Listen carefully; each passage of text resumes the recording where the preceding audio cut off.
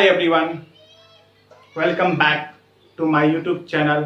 मैं एसके चौधरी आज आपको यूट्यूब के माध्यम से इलेक्ट्रिक रेजिस्टेंस के बारे में बात करेंगे। इसके पहले मैंने आपको ओम्स लॉ के बारे में बात किया था। आज मैं आपको इलेक्ट्रिक रेजिस्टेंस क्या होता है, वो किस किस फैक्टर पर डिपेंड करता है, कैसे डिपेंड करता है, वो सारी चीजें आज मैं आपको इस वीडियो के माध्यम से बताना चाह रहा हूं। तो देखते हैं इलेक्ट्रिक रेजिस्टेंस। क्या नाम है? Electric resistance. Electric resistance means oppose करना। रेजिस्टेंस का मींस होता है अपोज करना। इलेक्ट्रिक मींस करेंट का। दैट मींस इलेक्ट्रिक रेजिस्टेंस किसी भी मटेरियल का एक प्रॉपर्टी होता है जिसके कारण करेंट का अपोज हो।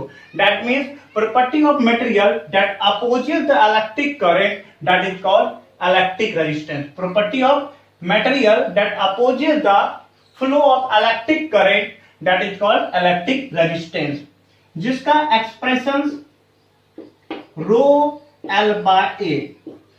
रो एल बाय ए, रो आपकी resistivity of material, resistivity of material, sigma conductivity of material. और आपको बताया गया था बैक लेक्चर में कंडक्टिविटी एंड रेजिस्टिविटी एक दूसरे के रेसिप्रोकल्स होते हैं। That means conductivity equal to 1 by rho and L length of wire, length of wire, A cross sections area, cross sections area. आपको देखिए थोड़ा सा मैंने बताया था हमारा रेजिस्टेंस यहां पे आपको दिख रहा है तीन factor, resistivity, length, area and it's most important factors temperature. That means याद रखिएगा आप लोग फैक्टर की बात कर रहे हैं। हमारा रेजिस्टेंस किस किस फैक्टर डिपेंड करता है? तो सबसे पहला अगर मैं बात करूं तो रेजिस्टिविटी, सबसे पहला फैक्टर रेजिस्टिविटी, या आप इसी को बोल सकते हो कंडक्टिविटी। इसका रेसिप्रोकल क्या हो गया? कंडक्टिविटी। और ये किस पे डिपेंड करता है? नेचर्स ऑफ मटेरियल पे। किस पे डिपेंड करता है? Natures of material. This depend on natures of material. दूसरा आपको किस पे डिपेंड कर रहा है? लेंथ। किस पे डिपेंड कर रहा है? Length of wire. And third important cross section area. और एक चीज और मैंने बताया था आपको, टेम्परेचर। क्या बताया था? टेम्परेचर। क्योंकि टेम्परेचर चेंज करने से रेजिस्टिविटी एंड कंडक्टिविटी चेंज हो जाती है। जब रेजिस्टिविटी एंड कंडक्टिविटी चेंज होगा तो रेजिस्टेंस भी क्या होगा? चेंज होगा। दैट मींस हमारा fourth important factor is the temperature. क्या चीज? टेम्परेचर। अगर आपसे पूछा जाएगा रेजिस्टेंस ऑफ वायर किस किस फैक्टर डिपेंड करेगा, तो सबसे पहला चीज है रेजिस्टिविटी या कंडक्टिविटी, दूसरा लेंथ, तीसरा cross section area and fourth important is temperature. अब मैं देखना चाहूंगा इसका रेजिस्टेंस के साथ क्या रिलेशन, मतलब रेजिस्टेंस और लेंथ में क्या रिलेशंस आ रहे हैं, रेजिस्टेंस और क्रॉस सेक्शन एरिया में क्या रिलेशंस आ रहे हैं, एंड टेम्परेचर के साथ क्या रिलेशंस आ रहे हैं। ये सारी चीजें मैं आपको अभी बताने जा। चलिए मैं बात कर रहा था आपको रेजिस्टेंस हमारा किस किस फैक्टर पे डिपेंड कर रहा है। तो सबसे पहला मैं टॉपिक पे आ रहा हूं आपको, effect of length. Effect of length मतलब दिस मींस लेंथ का क्या इफेक्ट होगा रेजिस्टेंस पे, थोड़ा इसकी बात कर रहे हैं। तो आपने अभी जस्ट पढ़ा है resistance equal to rho L by A, resistance equal to rho L by. That means आप एक चीज देखिए यहां बड़े गौर से, resistance is directly proportional to length. Resistance is directly proportional to length. That means अगर आप लेंथ को क्या करिएगा? इंक्रीज कीजिएगा तो आपका रेजिस्टेंस भी क्या होगा? इंक्रीज करेगा। अगर आप लेंथ यहां पे इंक्रीज करेगा तो रेजिस्टेंस भी आपका क्या होगा? इंक्रीज करेगा। अब यहां सवाल उठता है कितना इंक्रीज करेगा। जैसे आपके बोर्ड एग्जामिनेशन पूछ देता है रेजिस्टेंस अगर लेंथ अगर 2 टाइम्स हो जाए तो रेजिस्टेंस कितनी टाइम्स होगी, लेंथ अगर 3 टाइम्स हो जाए तो रेजिस्टेंस कितनी टाइम्स होगी। तो मैं इसके बारे में बात कर रहा हूं, थोड़ा सा देखिए। तो relation between resistance in terms of length, in terms of length। देखिए तो यह सिंपल सा होता है R2 by R1, R2 by R1 equal to L2 by L1 का whole square. R2 by R1 equal to L2 by L1 का whole square. That means R2 equal to आप लिख सकते हो R1 bye L1 bye L2 by L1 का whole square. This is my expression, this is my expression. देखिए that means हमने भी just बताया रेजिस्टेंस हमारा लेंथ के डायरेक्टली प्रोपोर्शनल होता है। किसके प्रोपोर्शनल? डायरेक्टली। इसका मतलब ये है अगर लेंथ आप बढ़ाओगे किसी भी मटेरियल वायर का तो आपका रेजिस्टेंस भी क्या होगी? बढ़ जाएगी। तो अब हमारा सवाल उठता है सर कैसे बढ़ेगा, कितना गुना बढ़ेगा? तो मैंने एक इक्वेशन बनाया हूं R2 by R1 equal to L2 by L1 का whole square. That mean R2 equal to R1 by L2 minus L1 का होल स्क्वायर। अब आपसे सवाल यहाँ पे दूसरी इंपॉर्टेंट नोट मैं आपको बताना चाह रहा हूं। जस्ट लाइक अगर आपसे क्वेश्चन पूछ दे लेंथ 2 गुना हो जाए, 2 टाइम्स हो जाए, 3 टाइम्स हो जाए तो हमारा रेजिस्टेंस क्या होगा? दैट मीन्स हमारा final length L2, final length L2 अगर हमारा n टाइम्स हो जाए, दैट मीन्स लेंथ हमारा कितना टाइम्स हो जाए? n टाइम्स हो जाए। That means L2 equal to लिख सकते हो n L1। तो देखिए आप R2 इक्वल टू दिख रहा होगा आपको, यहां सॉल्व कीजिएगा। L2 इक्वल टू कितना? n L1 by L1। L1 cancel, that mean R2 equal to R1 into n square. आपने एक चीज गौर से देखिए थोड़ा सा इस इक्वेशन को, अगर आपका लेंथ n टाइम्स हो जाए, इफ लेंथ n टाइम्स हो जाए तो रेजिस्टेंस कितने टाइम्स हो जाएगी? n square times. रेजिस्टेंस कितनी हो जाएगी? n square times. ये दिमाग फिक्स कर लीजिए, अगर आपको किसी वायर का लेंथ n टाइम्स बढ़ाइएगा तो रेजिस्टेंस कितनी टाइम्स बढ़ जाएगी? n square times. इस मोस्ट इंपॉर्टेंट इक्वेशन। तो याद रखिएगा अगर आपको कोई जनरल लेंथ का रेशियो दे दे, L1/2 का रेशियो क्या होगा, इस तरह का अगर रेशियो दे दे तो उस समय आप ये वाला फॉर्मूला लगाइएगा। जैसे मैंने आपसे क्वेश्चन दिया if wire stretch 2 times then resistance कितनी टाइम्स बढ़ जाएगी? तो कितना टाइम्स बोला क्वेश्चन में? 2 गुना बोला। तो रेजिस्टेंस कितना गुना हो जाएगा? तो 2 का स्क्वायर 4 गुना। कितना गुना? 4 गुना। हाँ, अगर आपसे ऐसे क्वेश्चन पूछ दे अगर हमारा लेंथ पहले 10 मीटर था अब 15 मीटर कर दिया जाए तो हमारा रेजिस्टेंस क्या होगा?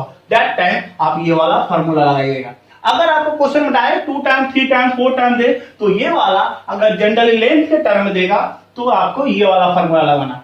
एक आईआईटी का क्वेश्चन होता है, एक नोट लिखा है क्वेश्चन आते हैं बहुत स्मॉल आता क्वेश्चन आते हैं if length increase n times, if length increase n times then resistance कितनी गुना बढ़ जाएगा? Simple n square times. अब परसेंटेज के टर्म में बात कर रहा हूं, किसके टर्म में? Percentage. If change in length, if change in length n percent है, कितना परसेंट है? n percent. और ये याद रखिएगा value of n is very small, very small. Value of n very small होगा देन आपका जो रेजिस्टेंस होगा, रेजिस्टेंस 2n परसेंटेज इंक्रीज हो जाए। कितना परसेंटेज? 2n percent. आपको मैथ बाइनोमियल थ्योरम में बताया गया होगा अगर n का वैल्यू काफी छोटा होता है तो पावर हमारा मल्टीप्लाई होगा। उसी तरह से अगर लेंथ हमारा n टाइम्स इंक्रीज हो और n का वैल्यू काफी छोटा हो तो उस समय हमारा रेजिस्टेंस कितना टाइम्स इंक्रीज हो जाएगा? 2n percent. कितना परसेंट? 2n percent. आप यहाँ पे 3 फॉर्मूला याद रखिएगा सिंपल रेजिस्टेंस को लेंथ के टर्म में। R1/2 इक्वल टू L1/2 का होल स्क्वायर, दूसरा R2 equal to n square R1 and तीसरा अगर परसेंटेज टर्म दे दे तो कितना परसेंटेज? 2n percentage. मैं आप इस तीनों थ्योरी पे मैं आपको एक छोटा सा क्वेश्चन कराना चाहूंगा। तो लिखिए question first. If 10 metre wire, if 10 meter wire having resistance, if 10 meter wire having resistance 20 ohm, 20 ohm, if 10 meter wire having resistance 20 ohm, then what is the resistance? Then what is the resistance if wire stretch 15 meter? If wire stretch 15 meter, देखिए initial length कितना था बाबू? 10 metre. Resistance कितनी थी? 20 ओम, 20 ओम। आपसे पूछा कि stretch कर कितना कर दिया? 15 metre. Now resistance is what? यही क्वेश्चन था। तो very simple question. R2 by R1, R2 by R1 equal to L2 by L1 का होल स्क्वायर, राइट? तो देखिए इसका सॉल्यूशन की हम बात कर रहे हैं। तो देखिए R2 कितने दिया है बाबू? निकालना हमको। R1 कितना दिया है? 20, L2 कितना 15/10 का होल स्क्वायर। क्या आप यहां से सॉल्व नहीं कर सकते हो? R इक्वल टू क्या हो जाएगा आपका 20 इंटू 15/10 का होल स्क्वायर, ये आपका आंसर आएगा। कोई दिक्कत? नेक्स्ट क्वेश्चन की बात करें तो नेक्स्ट क्वेश्चन,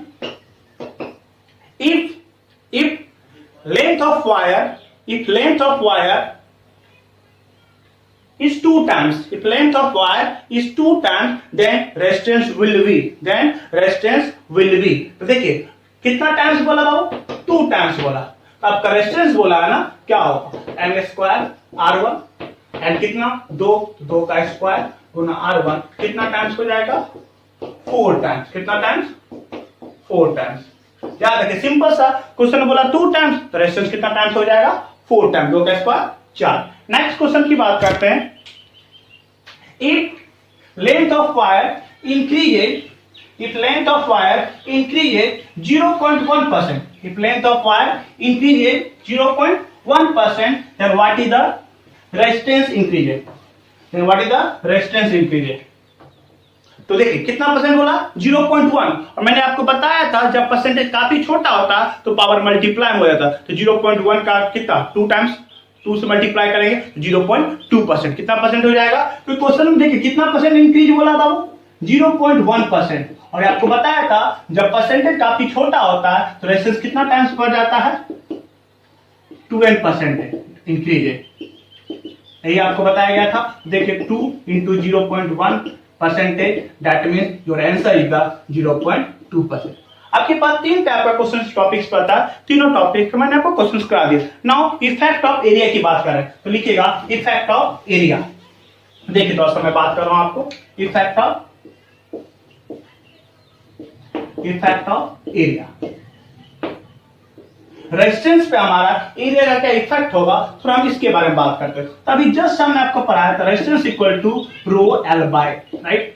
आप यहां पे देखिए resistance is inversely proportional to area, resistance is inversely proportional to area, that means resistance is inversely proportional to area. इसका मतलब आपको यहां से समझ में एक चीज आ गया होगा, अगर आप किसी वायर का एरिया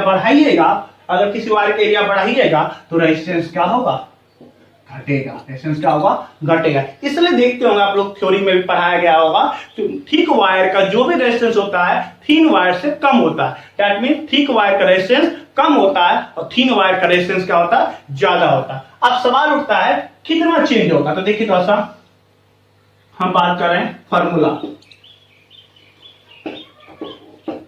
की बात कर रहे हैं थोड़ा सा। तो देखिए सिंपल से इसका एक्सप्रेशन क्या होगा R2 by R1 इनवर्सली है, याद रखिएगा A1 by A2 का होल स्क्वायर। सेम वे अब यहां से इसको आप ऐसे लिख सकते हो R2 equal to R1 into A1 by A2 का होल स्क्वायर, राइट। आगे देखते थोड़ा सा, ये मोस्ट इंपॉर्टेंट चीजें थी। अगर मैं थोड़ा सा आपको बात करूं लेंथ, लिखिएगा if area is increased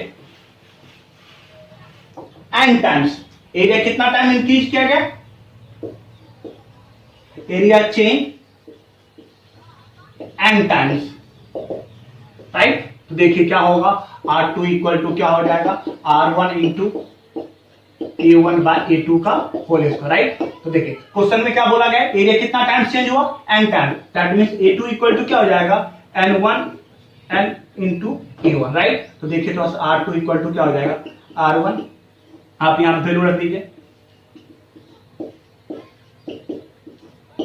cut गया। तो आपको क्या दिखा R2 equal to R1 by n square, that means अगर आप एरिया को n टाइम्स चेंज कीजिएगा, एरिया कितना टाइम्स चेंज कीजिएगा n टाइम्स, तो आपका रेजिस्टेंस n स्क्वायर टाइम्स से क्या होगा घट जाएगा, n स्क्वायर टाइम्स से घट जाएगा, याद रखिएगा हमेशा। अब देखिए रही बात परसेंटेज की, किसकी बात रही परसेंटेज का, ध्यान रखिएगा। Next point, if area change n%, कितना परसेंट n%, और यहां पे वैल्यू ऑफ n क्या, n इज वेरी स्मॉल, उस समय आपके बात करूं तो रेजिस्टेंस कितना टाइम्स चेंज हो जाएगा, resistance change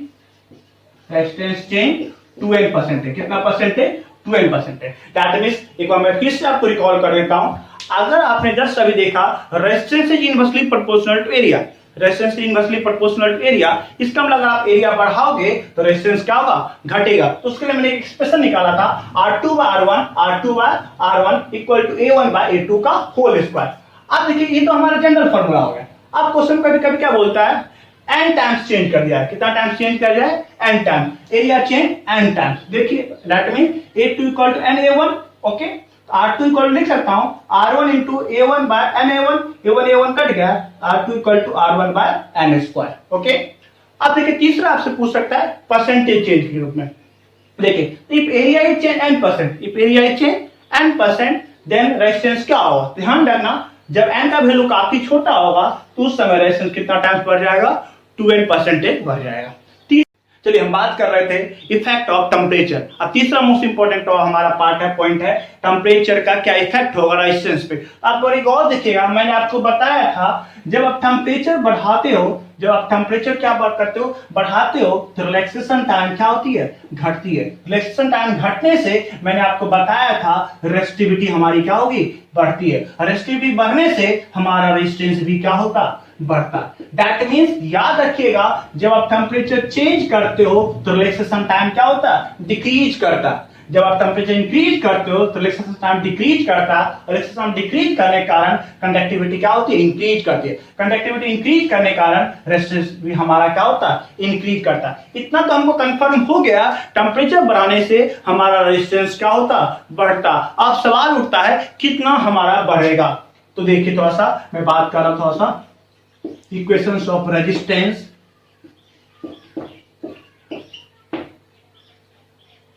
in term of temperature के टर्म में हमारा क्या होगा। तो देखिए थोड़ा सा, तो बस सिंपल सा आपने थर्मोडायनेमिक्स पढ़ा होगा एक्सपेंशन टॉपिक्स में, सेम उसी फॉर्मूले के हमारा इक्वेशन बनता है R2 equal to R1 1 plus alpha del T.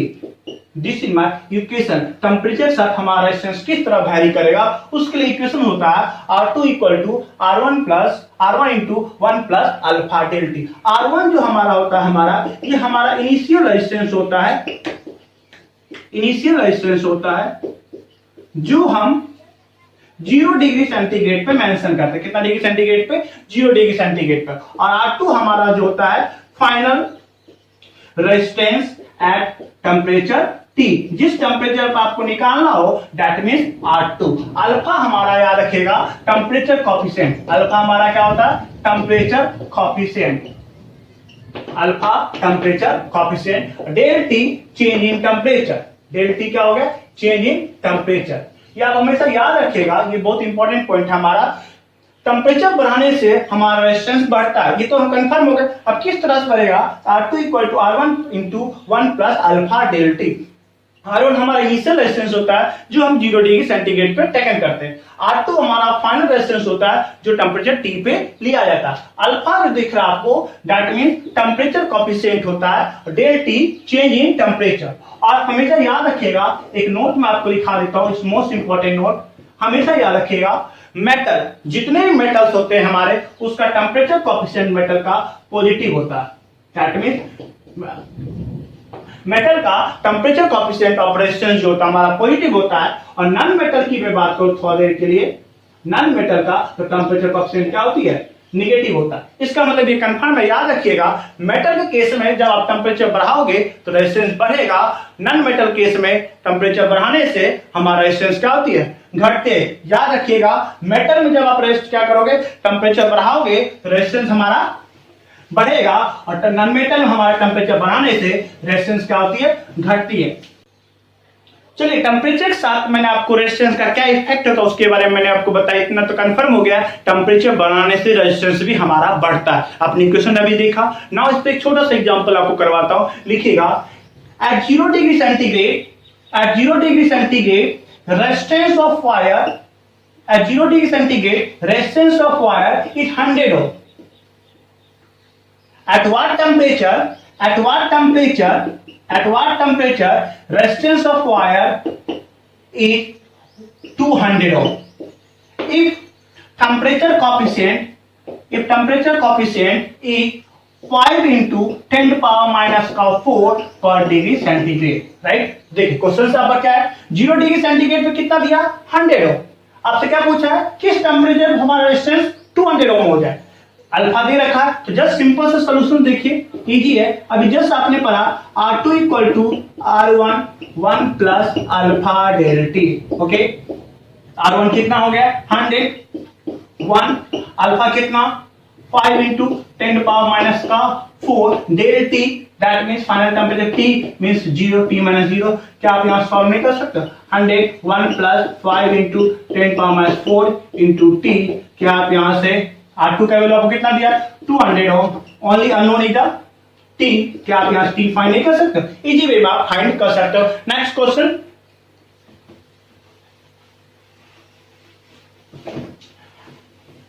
at 100 degree centigrade, resistance of wire 2 ohm, resistance of wire 2 ohm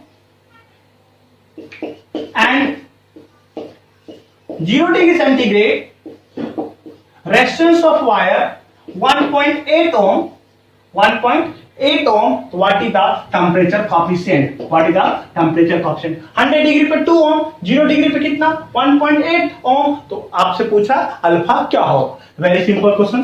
solution देखिए इसका, R2 equal to R1 1 plus alpha del T. R2 कितना 2, R1 1.8, 1 plus alpha del T 100। Only इधर divide में आते हैं, 2/1.8 equal to 1 plus 100 alpha, alpha into 100। क्या आप यहाँ से अल्फा नहीं निकाल सकते हो, इजी वे में आप निकाल सकते हो।